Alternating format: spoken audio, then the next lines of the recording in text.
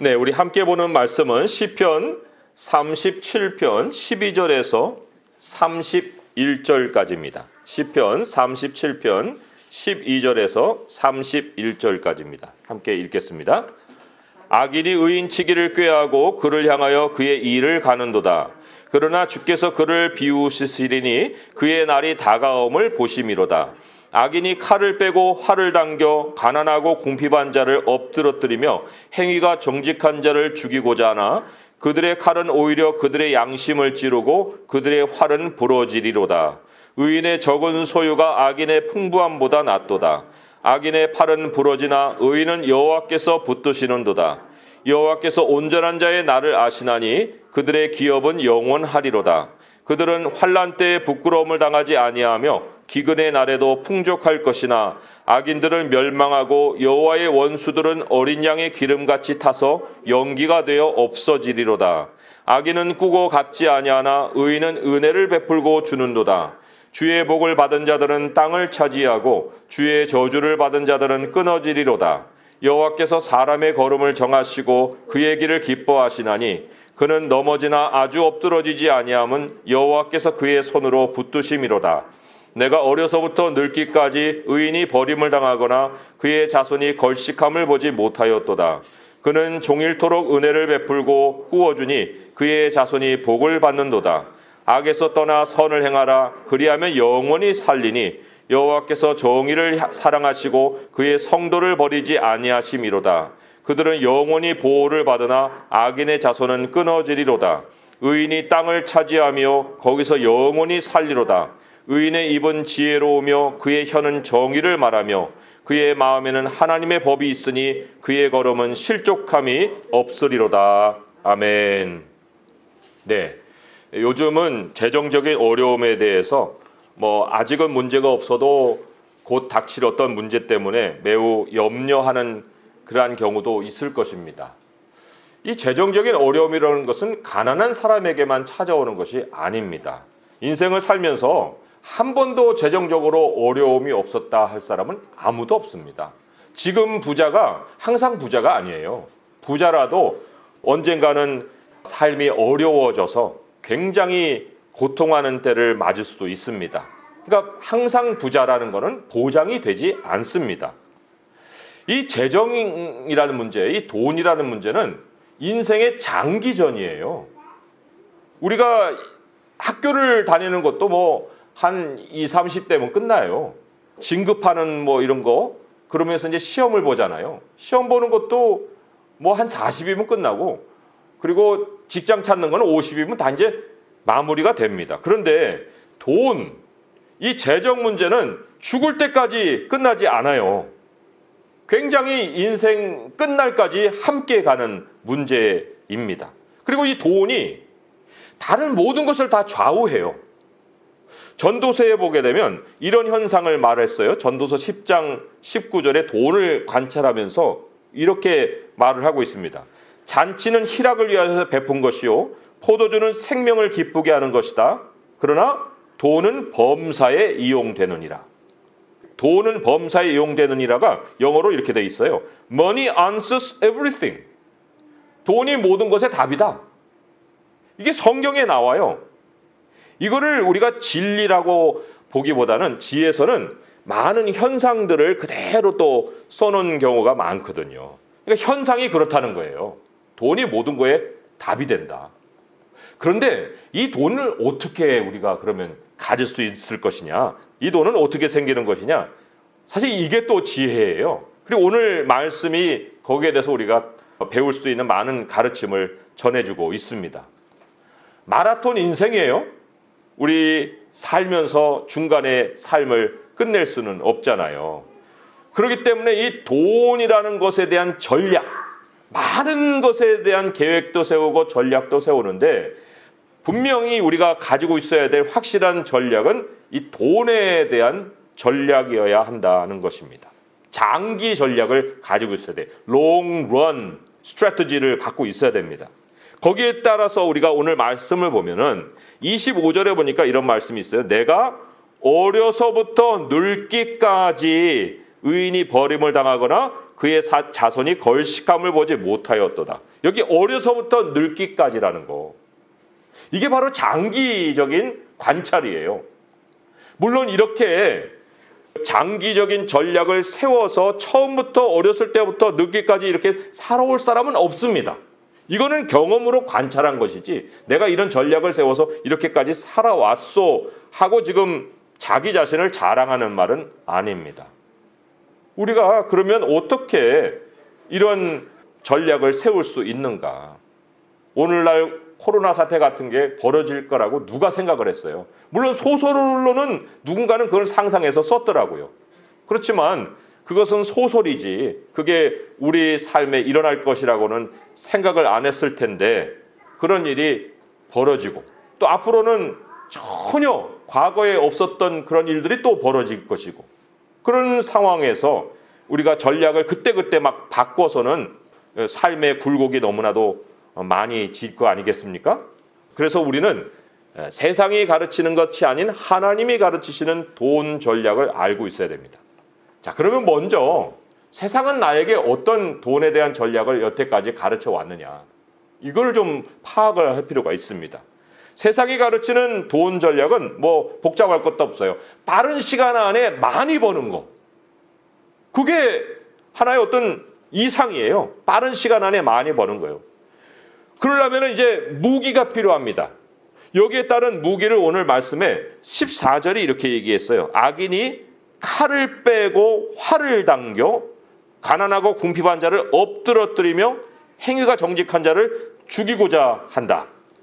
활과 칼, 남을 죽이는 무기입니다. 경쟁 사회에서 남을 죽여야 돼요. 그리고는 빼앗아야 됩니다. 그 칼과 활에 해당되는 현대의 무기가 정보예요. 지식입니다. 그리고 또 어떤 것을 자기가 주무를 수 있는 어떤 힘의 자리에 올라가는 것. 그래야 이 칼을 휘두를 수 있잖아요. 그러니까 그런 것을 가지고 이제 다른 사람들보다 먼저 돈을 확보를 하는 건데 결과적으로 그래서 이제 빨리 확보를 하고 16절에 보면은 의인의 적은 소유가 악인의 풍부함보다 낫도다 라고는 했지만 어쨌든 악인에게 풍부함이 생깁니다. 많은 것을 확보를 합니다. 우리나라 고위공직자 그 평균 재산이 찾아봤더니 13억이래요. 13억. 13억. 무기가 있는 사람들이 가질 수 있는 액수가 평균 오늘날 13억인데 사실 서민은 만져볼 수 없는 돈이에요. 그런데 이 자기들이 차지한 재산에 치명적인 약점이 있습니다. 이것으로 인해서 그들이 만족을 못 얻어요. 어떤 약점이 있는가? 15절에 보니까 이런 말씀 있죠. 그들의 칼은 오히려 그들의 양심을 찌르고 이랬습니다. 자기들의 무기인데 그 무기를 사용하고 난 다음에 양심을 찔러요. 겉보기에는 뭐 다 좋아요. 남들 보기에도 막 와, 저 돈만 있으면 이런 어떤 부러움을 그 사는 모습이 있습니다. 그런데 속사정은 다르다는 거예요. 매우 다릅니다. 속사정은. 양심이 찌른다? 돈을 벌기 위해서 자기가 칼도 휘두르고 활도 쏘고 했는데 그게 하나님께는 통과가 안 된다는 거예요. 양심은 사람이 만들어내는 게 아니거든요. 하나님이 그 사람 안에 심어놓으신 건데 하나님이 인정을 안 하기 때문에 아무리 많은 것을 모양 좋게 만들어놨어도 마음속에는 자기가 잘못된 방식으로 그것을 번 것을 알고 있다는 거예요. 감추고 있을 뿐이지. 그러니까 뭔가 안 좋은 일만 딱 생기면은 금방 그 사람은 알아요. 이거 내가 그런 식으로 벌어서 지금 이런 나쁜 일을 당하는가? 이게 지금 자기를 계속 괴롭힌다는 겁니다. 칼이 원인이에요. 칼이.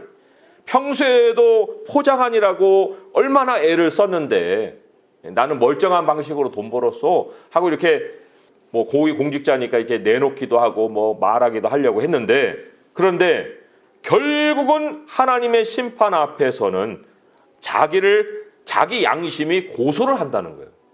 너 아니야 그거. 너 속이는 거 너가 알잖아. 그게 이 치명적인 약점이에요. 근데 그것만이 아닙니다. 이 약점이 자기 양심만 찌르는 것이 아니고 15절 마지막에 보니까 그들의 활은 부러지리로다. 부러진다는 거예요. 그 무기가 쓸모없는 날이 온다. 한때는 막 휘둘렀는데. 근데 하나님이 못 쓰게 하시는 거예요. 이게 양심, 활은 부러진다는 게 하나님이 부러뜨린다는 얘기거든요. 그때부터는 이제 어떻게 해야 되는가? 이제 벌어는 놨어요. 칼은 이제 더 이상 못 써요. 그러니까 이제 그 벌어놓은 거 풍부한 것을 지켜야 됩니다. 참 이게 빨리의 단계는 끝났고 이제 많음이라는 현실을 이제 자기가 달성을 했는데 지켜야 돼요. 그게 잘 될까요? 잘 지켜져요? 13억 아니라 뭐 보니까 뭐 40m, 50m건 또 뭐 그냥 보통이더만요. 더 올라가면 올라갈수록 그 돈을 공무원 하면서 어떻게 모았을까 싶은 그런 생각도 들지만 뭐 그거야 내 문제는 아니고 그 사람이 그렇게 모았다니까 그냥 정직하게 모은가 보다 하는 건데, 그런데 그 많은 돈을 잘 지킬 수 있을까 하는 겁니다. 근데 17절에 보니까 활만 부러지는 것이 아니라 악인의 팔은 부러지나 의인은 여호와께서 붙드시는도다 그랬어요. 이제 활이 부러지는 게 아니고 팔이 부러져요. 하나님이 팔도 부러뜨리시는 거예요. 팔이 부러지면 어떻게 됩니까? 아무것도 뭐 지탱도 못하고 붙들지도 못해요. 팔이 부러졌는데 이게 어떻게 이걸 펴요? 못 펴지. 그러니까 하나님이 돕고 싶어도 자기가 매달리지도 못해요. 팔이 부러졌으니까. 그 자기 눈앞에 있는 재산, 돈, 이것을 쫓은 사람들, 이런 사람들이 장기전으로 볼 때 어떤 종말을 맞을 것이냐. 20절의 말씀이 이렇게 나와요. 악인들은 멸망하고 여호와의 원수들은 어린 양의 기름같이 타서 연기가 되어 없어지리로다. 여기 어린 양의 기름이라는 것이 번역에 따라서 들판의 어떤 꽃들, 초장의 꽃들, 뭐 이렇게도 번역이 되는 말입니다. 들판의 영화, 이렇게도 번역이 되는 거예요. 그러니까 어린 양의 기름도 굉장히 소중한 겁니다. 드리는 예물 중에 가장 소중한 것이 어린 양의 기름이에요. 근데 한때는 그런 영화를 가졌어요. 들판에 꽃이 쫙 핀 것처럼 뭐 세상 부러울 것이 없는 그런 모양을 가졌는데, 그런데 갑자기 타서 연기가 돼서 없어져 버린다. 역사라는 기차가 칙칙폭폭 칙칙폭폭 이렇게 해서 달려갑니다. 그 중간중간 역에 보면은 그 사람들이 이렇게 들판의 꽃처럼 화려해요. 근데 지나고 보니까 없어지고 다 타버렸어요. 역사라는 기차가 진행되는데 그 사람들은 그냥 석탄으로 쓰인 거예요. 돈 벌었다가 잃어버리고. 그 잃어버리는 중에 또 누구는 또 돈을 찾고. 그렇게 돼버리는 겁니다. 디모데전서 6장 17절에 돈을 뭐라고 정의를 했냐면 정함이 없는 재물이라 그랬어요. 정함이 없는 재물. 그 정함이 없는 재물에 소망을 두지 말아라. 정함이 없다는 것이 uncertainty of riches. 부가 불확실하다. uncertainty. 근데 악인이 이 정함이 없는 불확실함, uncertainty를 만나면 그 결과는 멸망이라는 겁니다. 없어지는 거예요. 악인들은 멸망하고 여호와의 원수들은 어린 양의 기름같이 타서 연기가 되어 없어지리로다. 그랬어요. 그러니까 이 돈에 대한 도대체 그러면 이 전략을 누가 세워줄 수 있을 거냐? 사람이 못 세우는데 그게 바로 하나님이십니다. 역사의 시작과 역사의 끝이 되시는 하나님이에요. 하나님은 한 인생의 처음과 끝만 보는 게 아니에요. 로마 제국이 시작된 것과 로마 제국이 끝나는 것까지 다 보신 분이에요. 조선시대가 시작될 때하고 조선시대가 끝나는 것도 다 보신 분이에요. 그럼 오늘날 하나님은 오늘날의 세대는 못 보십니까? 그 사람의 흥망성쇠를 다 보고 오신 분인데 아니 한 인생의 처음과 끝을 못 보시겠냐고요.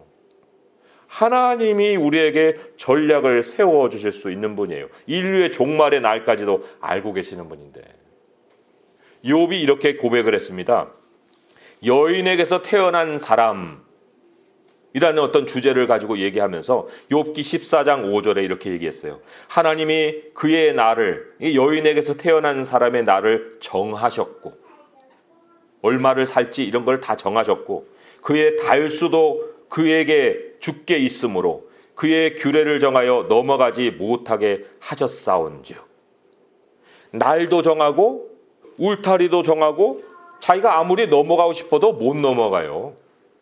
그렇게 하나님이 사람의 날수, 달수를 정하시고 경계선을 정하셨는데, 그 하나님이 오늘 말씀에 돌아오면 18절에 이렇게 나와요. 여호와께서 온전한 자의 날을 아시나니. 이 날이 복수예요. days. 이 days는 어렸을 때부터 늙을 때까지의 날을 아신다는 거예요. 그 날을 아는 정도의 중간에 그 모든 걸 아시는 분이, 여기 19절에 보면은 기근의 날이라는 것이 있죠. 기근의 날도 알고 계세요. 언제가 우리가 어려워질 날일지를 다 알고 계시는 분이시다는 겁니다. 하나님이 또 이 23절에 보게 되면 여호와께서 사람의 걸음을 정하시고 그의 길을 기뻐하시나니. 걸음이라는 건 스텝스입니다. 스텝스. 오늘 우리가 예배 드려요. 예배 다음에 우리가 또 어디로 갈 거 아닙니까? 그 스텝, 모든 것이 하나님이 정하신 것이고 그 정하신 길을 하나님은 기뻐하신다. 하나님이 기뻐하지도 않을 일을 행하시겠어요? 우리가 하나님의 길을 걸어가는 것을 하나님은 보고 기뻐하신다는 거예요. 야, 얘가 내가 정한 길을 걸어가고 있네. 참 하나님이 이렇게 기뻐하시는 길을 하나님이 정하셨기 때문에 우리가 그 길을 걸어가는 걸 하나님은 보고 기뻐하신다는 겁니다. 이런 하나님이 그 나를 우리에게 정하여 놓고 살게 하시는데, 율법에 보면은요, 7년째 안식년에는 땅에다가 씨를 뿌리지 말아라.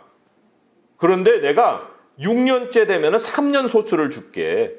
그 땅을 너가 쉬게 해라. 이런 말씀을 하시거든요. 하나님이 뭔가 지키게 하실 때에는 그 이후의 보장까지도 다 해주시고 지키게 하시는 거예요. 우리가 6일을 일하고 주일 하루를 하나님께 예배 드릴 때 주일 하루를 공치는 게 아니에요. 이 주일 하루를 우리가 예배 드릴 수 있도록 6일의 삶을 더 알차게 이끌어 주시는 분이에요. 그러니까 우리가 나와서 주일날 예배를 드릴 수 있게 하시는 겁니다. 그런 기근의 날만, 그 기근의 날이 우리에게 어떤 경험으로 찾아올 수 있냐면요, 이런 말씀도 있어요. 24절에 보니까 그는 넘어지나, 이런 말이 있어요. 넘어지나. 이 넘어짐이 재정적인 어려움 때문에 겪는 고난을 말을 하는 겁니다. 그렇죠. 우리가 뭐 세상과 따로 삽니까? 이런 코로나 바이러스 사태가 오면은 모든 사람이 어렵잖아요. 그런 어려움이 우리에게도 찾아올 수 있고, 또 12절에 보니까 악인이 의인을 친다 그랬잖아요. 그럼 같이 받아치겠어요? 못 받아치죠. 어떤 사람이 막 묘수를 꾸며가지고 내가 진급할 기회인데 나를 누르고 자기가 올라갔네. 그런 것도 넘어짐이죠. 그 장애물이 있다는 거예요. 그러한 넘어짐이 우리에게 찾아올 수는 있어요. 그렇지만 31절 같이 실족함이라는 건 없습니다. 이 실족함이라는 거는 이제 굉장히 어려워지는 거고, 또한 하나님을 등져서 찾아오는 결과, 이런 거를 또 실족함이라고 하는데, 우리 하나님의 백성에게는 넘어짐은 있으나 실족함은 있지 않다. 하나님이 이것을 우리에게 약속을 해주고 있습니다. 그래서 오늘 이제 우리가 그 중점적으로 더 주목해야 될 것이, 이런 날들을 하나님이 다 아시는데 하나님은 우리에게 어떤 전략을 주시는 걸까? 이 전략을 이제 배워야 됩니다. 이 전략을 갖고 있으면 우리 평생 염려를 하지 않고 살 수 있습니다. 순간순간 염려가 왜 안 들어오겠어요? 이거 알고 있어도 돌아와요. 그런데 그럴 때마다 다시 말씀으로 돌아가세요. 다시 하나님을 의지하세요. 그러면 하나님이 또 용기를 주시고 또 용기를 주십니다. 자, 3가지 전략을 말씀을 드릴게요. 첫째 전략, 매일의 양식입니다. 첫째 전략, 매일의 양식. 전략 같아 보이지 않는 것인데 정말 이것만큼의 전략이 또 없습니다. 오늘을 사는 힘이 하나님으로부터 오는 거예요. 매일의 양식, 현재를 하나님께 맡깁니다. 나의 현재라는 것이 있고 여기 하나님이 계세요. 매일 옮겨가도 현재 위에 하나님이 계시는 거예요. 그럼 이게 장기적으로 이어지면 저 끝에 뭐가 있겠어요? 계속되는 부가 이어지는 거예요. 근데 현재 위에 하나님이 안 계시고 현재 위에 부가 있어요. 돈이 있어요. 그 맨날 돈이 따라다녀요. 그러면 그 쭉 이어지는 마지막 장기전 마지막에 뭐가 있겠습니까? 허무함이에요. 그게 멸망이라는 겁니다. 현재를 하나님께 맡기는 것을 하나님이 뭐라고 가르쳤냐면 매일의 양식이다 이렇게 가르치신 거예요. 우리가 주기도문에 우리에게 일용할 양식을 주옵시고 했잖아요. 그 양식이 밥만 얘기하는 게 아니고 매일 살아갈 수 있는 힘을 하나님께 구하는 겁니다. 하나님으로 만족할 수 없으면 전략 끝이에요. 더 이상 들을 것도 없어요. 그런데 하나님으로 만족하는 것의 기본 단위를 하루의 양식에 두는 거예요. 그것을 오늘 말씀에는 16절 말씀에 이렇게 나와요. 의인의 적은 소유다. 이게 양적으로만 적은 것을 얘기하는 게 아닙니다. 악인은 풍부함이라고 그랬잖아요. 오늘 당장 1억을 내가 가지고 있어야 돼요. 내가 오늘 뭐 뻥튀기를 하든지 뭘 어떤지 간에 내 안에 계좌에 1억이 쑥 들어와야 이게 악인의 풍부함이에요. 근데 의인의 적은 소유는 나에게 일용할 양식을 주옵시고 하는 양식이 채워지는 겁니다. 그 양식을 누구 주세요? 하나님이 주시는 거예요. 이 양식이 양심을 안 찌르는 부입니다. 양심을 찌르는 부를 우리가 얻어서는 안 되는 거예요. 늙을 때까지 지속되는 공급이 바로 이거예요. 시편 111편의 말씀에 이런 말씀이 있어요. 시편 111편 5절에 여호와께서 자기를 경외하는 자들에게 양식을 주시며 그의 언약을 영원히 기억하시리로다. 양식을 얼만큼 주신다는 거예요? 매일 주신다는 거예요. 매일같이 더해 주신다. 현재를 하나님으로 삼고 사는 자의 복이 바로 매일의 양식입니다. 일용할 양식이라는 거예요. 디모데전서 6장 17절 아까 봤죠? 정함이 없는 재물에 소망을 두지 말고 무엇에 소망을 두라는 거예요? 모든 것을 후히 주사 누리게 하시는 하나님께 두며 하나님이 모든 것을 후히 주시고 누리게도 하시는 분이신데 그 하나님을 소망으로 삼는 것이 우리의 전략 1호다. 그러니까 일어나서요. 우리가 하나님의 나라와 의를 구하고 그런 다음에 우리의 필요로 돌아올 때 하나님 우리에게 일용할 양식을 주옵시고 이 기도를 꼭 하세요. 꼭 하시고 하나님으로 만족하는 하루하루를 살아가시면 되는 거예요. 자, 두 번째 전략이 무엇이냐? 21절에도 나오고 26절에도 나오고 27절에도 나오는데 너그러움입니다. 관대함 이렇게도 번역을 할 수 있어요. 21절에 보면은 악인은 꾸고 갚지 아니하나 의인은 은혜를 베풀고 주는도다. 꾸고 왜 안 갚아요? 자기가 감당 못할 대출을 받으면 어떻게 그걸 갚아요? 못 갚아요. 평생 빚더미에서 그냥 사는 거예요. 근데 의인은 은혜를 베푼다.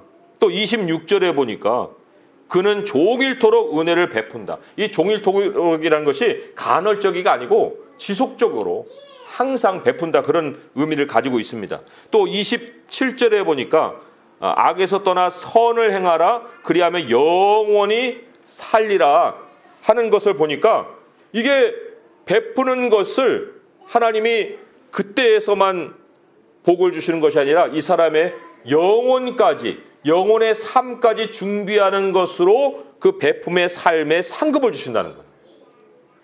베품이 없는 사람은 의인이 아닙니다. 하나님의 사람은 그 심령에 하나님이 베품의 그 속성을 주십니다. 우리가 어떻게 베풀 수밖에 없느냐?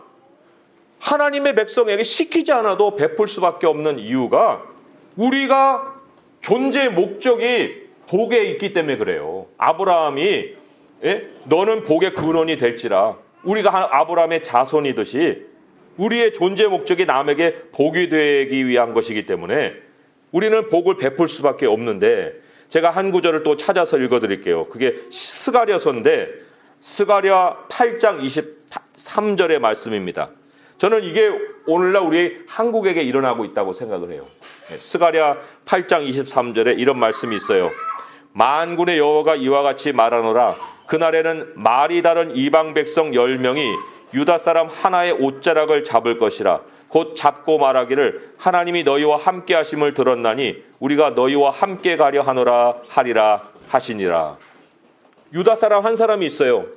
10사람의 이방 사람이 달라들어갖고 우리 좀 도와주시오. 우리가 당신과 함께 하겠소.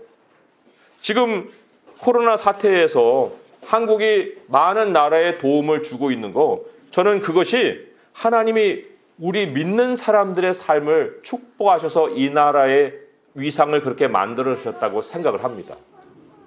근데 그게 이 나라에만 일어나는 일이 아니라 우리 개개인의 삶에도 한 사람에게 10사람을 붙여서 도울 수 있게 해주신다는 거예요. 이런 멋진 삶을 인생에 한 번은 살고 가야 될 거 아닙니까? 언제까지나 그냥 들어오는 돈만 기뻐하고 살겠어요? 나가는 돈도 기뻐하면서 살 수 있는 그런 삶이 돼야 되지 않겠어요?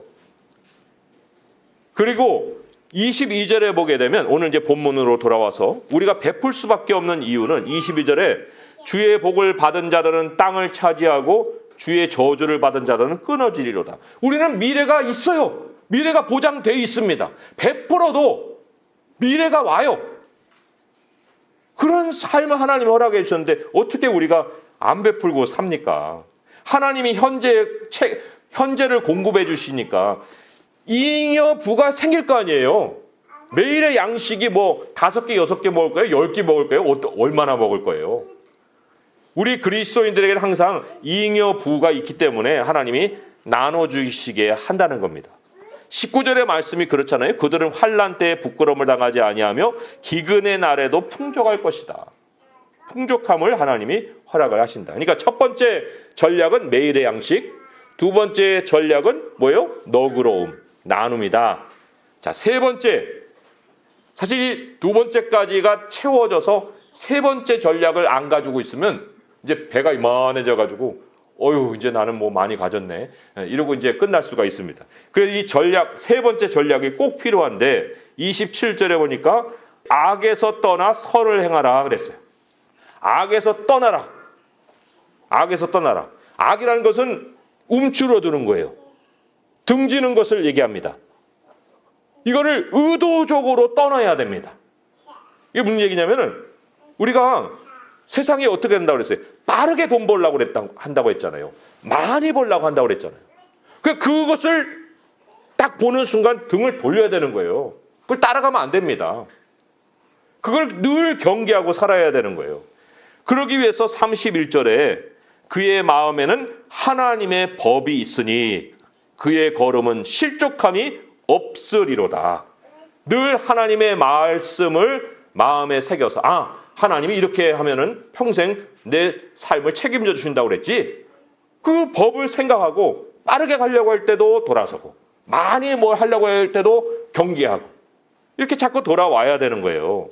시편의 말씀을 제가 다시 한번 또 인용해서 읽어드리면 시편 112편 5절의 말씀에 이런 말씀이 있어요. 은혜를 베풀며 꾸어주는 자는 잘 되나니 그 일을 정의로 행하리로다 그랬어요.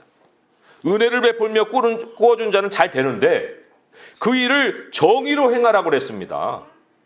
무슨 얘기예요? 방법은 세상 전략을 써가지고 이따만하게 부자 해놓고 뭐 누구 꾸어준다고 꾸어주면 안 된다는 거예요. 은혜를 베풀며 꾸어준 자는 잘 되니까 그렇게 잘 되는 것으로 정의로 그 일을 행하라.